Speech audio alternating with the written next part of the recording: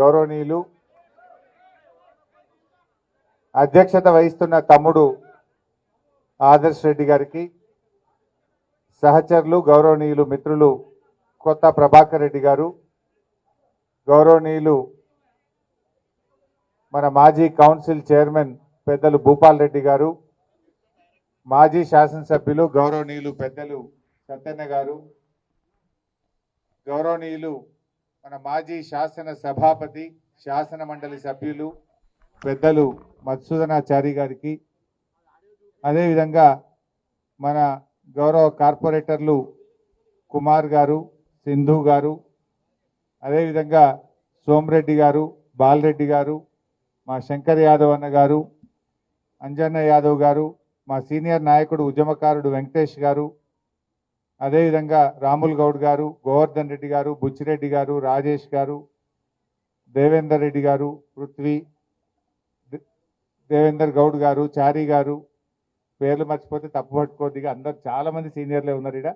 గౌరవ సర్పంచులు, ఎంపీటీసీలు, మండల పార్టీ అధ్యక్షులు, గ్రామశాఖ అధ్యక్షులు, మా మహిళా నాయకురాళ్ళు, అదేవిధంగా విద్యార్థి నాయకులు, పార్టీ ఉద్యమకారులు, సీనియర్ నాయకులు, రాజేశ్వరన్న గారు, పెద్దలు, మాజీ సర్పంచ్ గారు, గౌరవ జర్నలిస్టులు అందరికీ నా హృదయపూర్వక నమస్కారాలు.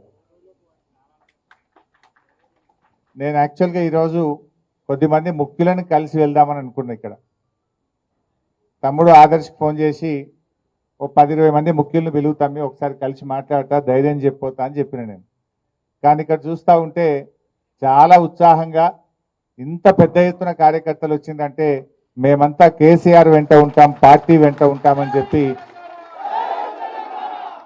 ఇంత పెద్ద ఎత్తున వచ్చినటువంటి పార్టీ నాయకులందరికీ నేను శిరస్సు వంచి నమస్కారం తెలియజేస్తా ఉన్నా.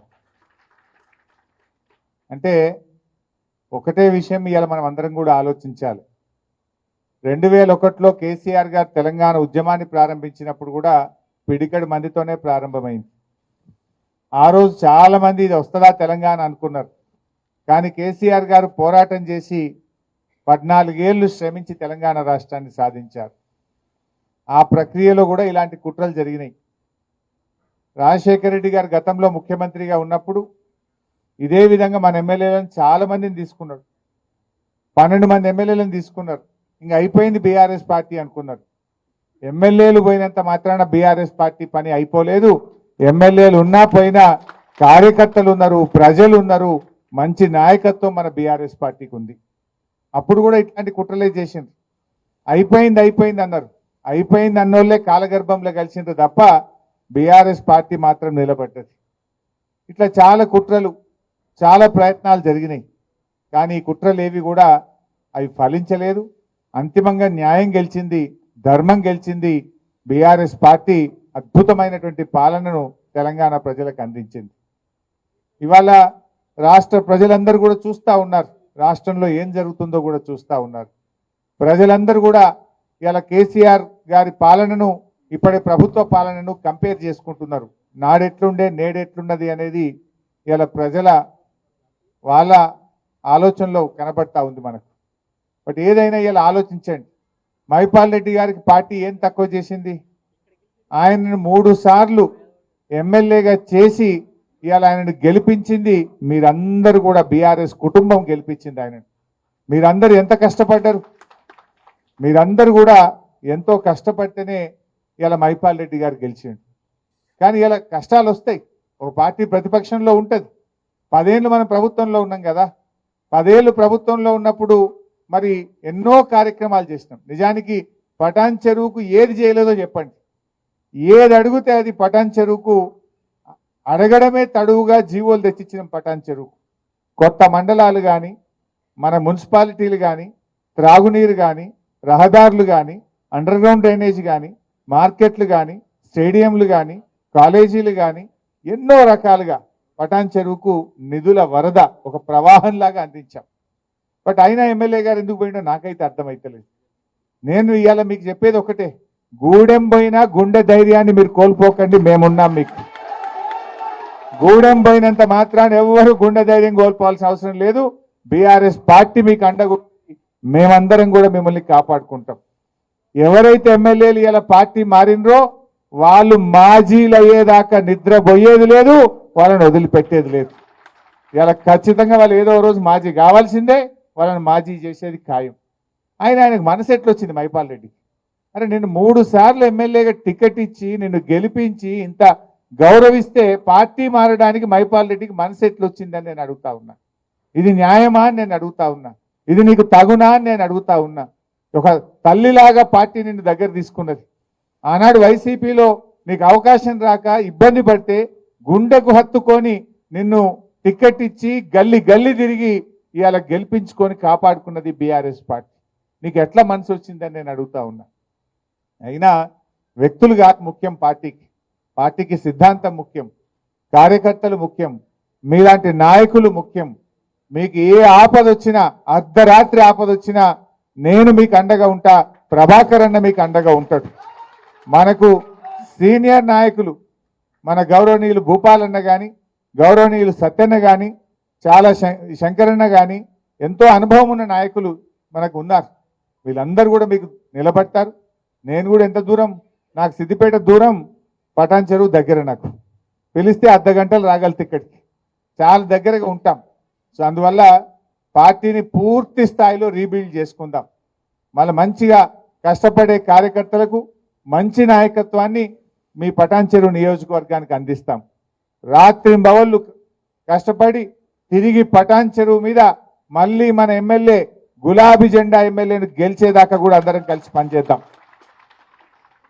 ఇవాళ మీరు ఒకటే ఆలోచించండి. రేవంత్ రెడ్డి గారు ఆనాడు ఏమన్నాడు? ఎమ్మెల్యేలు పార్టీలు మారితే రాళ్లతో కొట్టండి అన్నాడు. ఇవాళ ఆయన్ని పోయి కండువాలు కప్పుతుండు ఇళ్ళకి పోయి. నువ్వేం మాట్లాడినావు, నువ్వేం చేస్తున్నావు ఇవాళ ప్రజలు గమనిస్తూ ఉన్నారు. ఇవాళ రుణమాఫీ విషయంలో కూడా ఏం చేసిండ్రు? కోతలు పెట్టే కార్యక్రమం చేసిండ్రు. నిన్న జీవోలనేమో రేషన్ కార్డు ఆధారంగానే రుణమాఫీ చేస్తాము అని జీవోలో ఇచ్చింది. అంటే రేషన్ కార్డు ఆధారంగా కుటుంబాన్ని గుర్తిస్తాం, కుటుంబానికి ఒక రుణమాఫీ చేస్తాము అని చెప్పి జీవోలో ఇచ్చింది. ప్రజల్లో వ్యతిరేకత వస్తే మాటల్లో ఏం చెప్తున్నారు? లేదు లేదు రేషన్ కార్డు అవసరం లేదు, పాస్బుక్ ఆధారంగా చూస్తామని మాటలు చెప్తున్నారు. మాటలు నడవయి కదా, నీ జీవో మార్చు. ఇలా బ్యాంక్ అధికారులు కానీ వ్యవసాయ శాఖ అధికారులు జీవోను ఫాలో అవుతారు తప్ప నీ నోటి మాటలు ఫాలో గారు. జీవోలనేమో రేషన్ కార్డు ఆధారంగా అన్నావు, నోటి మాటలేమో లేలే పాస్బుక్ ఆధారంగా అంటున్నావు. ఇప్పుడు అప్పిచ్చేటప్పుడు నీ రేషన్ కార్డు ఉందా లేదా అని అడగలే, పాస్బుక్ ఉందా లేదా అని చూసి అప్పిచ్చింది. ఆ పాస్బుక్ ఆధారంగా రుణమాఫీ జరగాలి. నీ జీవోలో ఉన్నటువంటి జీవోను మార్చండి. జీవోను మార్చి రేషన్ కార్డుతో కుటుంబంతో సంబంధం లేదు, పాస్బుక్ ఆధారంగా రుణమాఫీ చేస్తామని మీ నోటి మాటగా చెప్పిన మాటలు మార్చిన కొత్త జీవోలో వచ్చినప్పుడే మీరు నిజంగా రైతులకు మేలు చేసినట్టు, నిజంగా మీరు చెప్పిన మాటలు నిజమైనట్టు. మాటల్లో తీరుగున్నాయి, జీవోలు ఇంకో తీరుగా ఉన్నాయి. పిఎం కిసాన్ నిబంధనలు అమలు చేస్తాను. ఎందుకు పిఎం కిసాన్ నిబంధనలు? నిజంగా ప్రతి రైతుకు, ప్రతి పేద రైతుకు నువ్వు సాయం చేసేది ఉంటే పిఎం కిసాన్ నిబంధనలు ఎందుకు? గతంలో కేసీఆర్ గారు రుణమాఫీ చేసినప్పుడు పిఎం కిసాన్ నిబంధనలు పెట్టలే, రేషన్ కార్డు నిబంధనలు పెట్టలే. ఈ అప్పుడు లేని నిబంధనలు ఇప్పుడు ఎందుకు? అంటే నువ్వు మాటలు ఎక్కువ చెప్పినావు, ఇవాళ కోతలు పెట్టే కార్యక్రమం చేస్తున్నావు. ఇవాళ రైతులకు మోసం చేస్తూ ఉన్నారు. ఆ రోజు ఏం చెప్పిండ్రు? వడ్లకు బోనస్ అన్నాడు. కాగితం జీవో వచ్చే వరకు సన్నాలకే బోనస్ అంటుండు. అంటే రూపాయిలో 10 పైసలే సన్నాలు ఉంటాయి, 90 పైసలు దొడ్డు రకం వడ్లే ఉంటాయి. అంటే 90% రైతులకు నువ్వు బోనస్ ఎగ్గొట్టినావు. ఇవాళ రుణమాఫీలో కూడా పిఎం కిసాన్ నిబంధనలు పెట్టి, రేషన్ కార్డు నిబంధనలు పెట్టి సగం మంది రైతులను ఎగ్గొట్టేటువంటి ప్రయత్నం చేస్తూ ఉన్నావు. ఇవాళ ప్రజలకు కూడా అర్థమవుతుంది, వీళ్ళు అన్ని అబద్ధాలు చెప్పిండ్రు, మాయ మాటలు చెప్పిండ్రు, మోసపూరిత మాటలు చెప్పిండ్రు అనే విషయాన్ని ప్రజలు కూడా గమనిస్తూ ఉన్నారు. వాళ్ళ ఆచరణలో పూర్తిగా ఫెయిల్ అయిపోతూ ఉన్నారు. తప్పకుండా భవిష్యత్తు మనదే ఉంటుంది. 600 రాబోయే రోజుల్లో మళ్ళీ ఈ రాష్ట్రంలో అధికారంలోకి వచ్చేది ఖచ్చితంగా బీఆర్ఎస్ ప్రభుత్వమే అధికారంలోకి వస్తుంది. ఇవాళ ఏ కార్యకర్తలు అయితే కష్టపడుతున్నారో, ఏ కార్యకర్తలు అయితే నిజాయితీగా పార్టీతో ఉన్నారో మీ అందరినీ కంటికి రెప్పలాగా కాపాడుకుంటాం. మీ అందరికీ మంచి గౌరవం దొరికే విధంగా నేను బాధ్యత తీసుకుంటా ఈ పటాన్ చెరువు నియోజకవర్గంలో మనవి చేస్తా ఉన్నా. మీరు ధైర్యంగా ఉండండి. రేపు స్థానిక సంస్థల ఎన్నికలు వచ్చినా, రేపు కౌన్సిలర్లు కానీ, సర్పంచులు కానీ, ఎంపీటీసీలు కానీ, కార్పొరేటర్లు కానీ ఏ ఎన్నిక వచ్చినా మా కార్యకర్తలకు అండగా ఉండి గెలిపించుకునే బాధ్యత నాది అని చెప్పి కూడా నేను కార్యకర్తలకు మనవి చేస్తా ఉన్నా.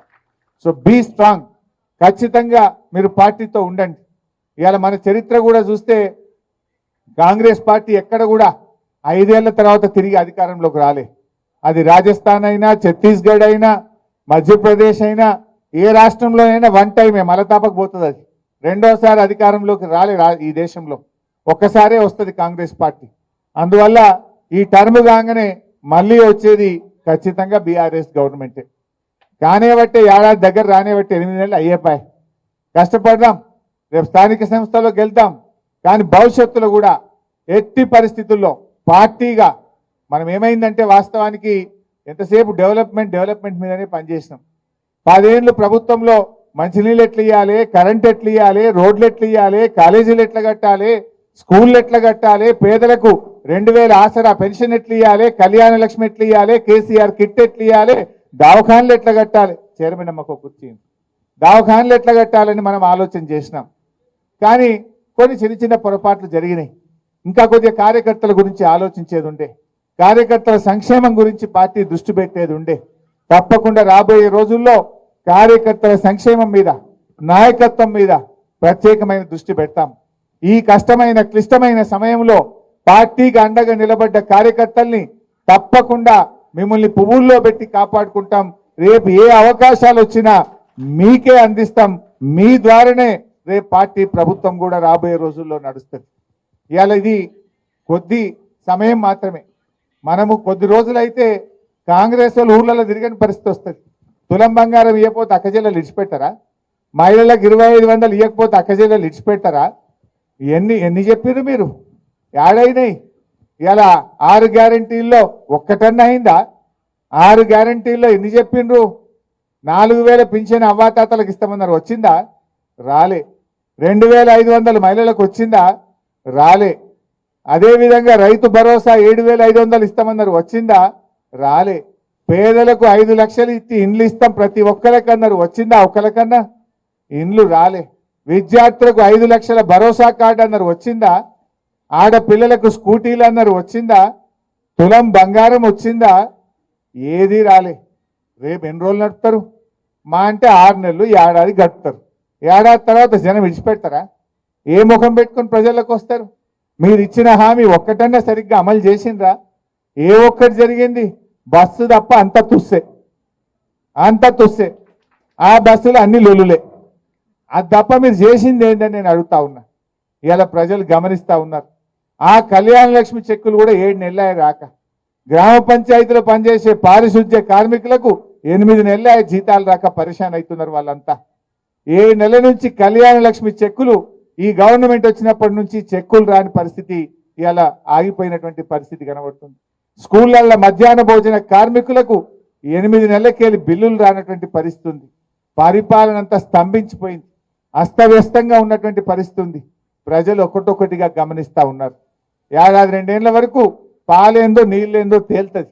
సో అప్పుడు డెఫినెట్గా ప్రజలు మళ్ళీ చూసేది అవి స్థానిక సంస్థల ఎన్నికలైనా, భవిష్యత్తులో అసెంబ్లీ ఎన్నికలైనా తప్పక మళ్ళీ టీఆర్ఎస్ పార్టీకి ప్రజలు బ్రహ్మరథం కడతారు.